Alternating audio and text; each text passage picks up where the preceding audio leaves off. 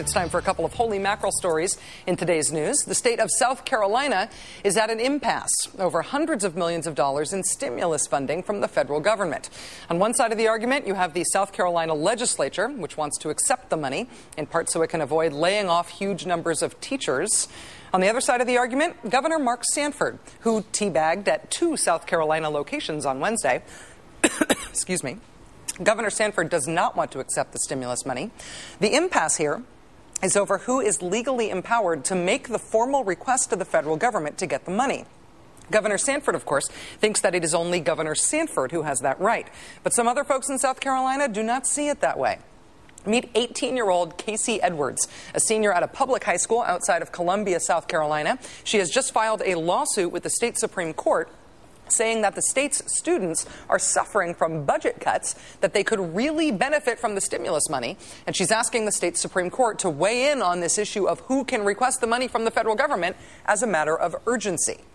Now, she is suggesting that the money from the feds might be able to be requested by the legislature instead of the governor, since the governor wants to say no to that money.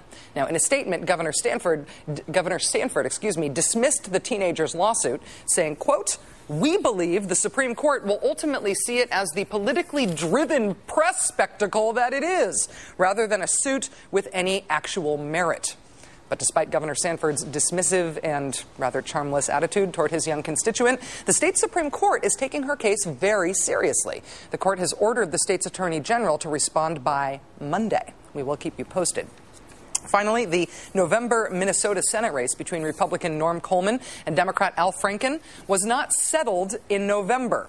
So on February 16th, when Mr. Franken led by a few hundred votes and the case was going into the court system, we hosted Minnesota's only working senator, Amy Klobuchar, on this show. You might recall me asking Senator Klobuchar at the time when she thought she would finally be joined by a second Senate colleague from Minnesota. This is what she said.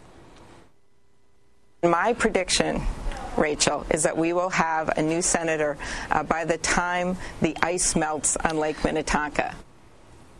Very specific. You got that? So back in February, Senator Klobuchar predicted that the Coleman-Franken race would end by the time the ice melted on Lake Minnetonka. The ice on Lake Minnetonka melted.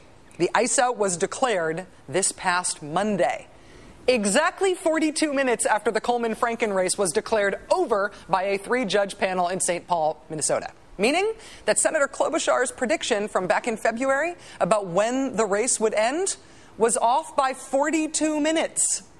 A tip of the hat to the Minnesota Independent for doing the follow-up work there.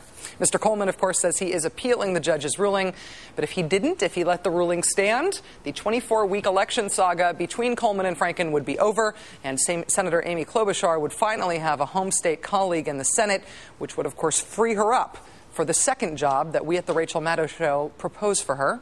That, of course, would be refilling America's coffers as the nation's lottery ticket procurement officer.